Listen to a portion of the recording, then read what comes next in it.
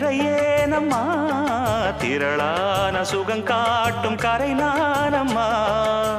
வெக்கமா சொர்க்கமா விட்டு விட்டு செல்லுமா பக்கமா வந்துதான் மொத்தமா பலம் தருமா. நான் ஈடு ஈடுக்க மத்தளங்கள் சத்தமிட ராசாதி ராசா தொடுத்த மாலதான் இந்த ராசாத்தி தோளில் முடிச்ச மாலதான்.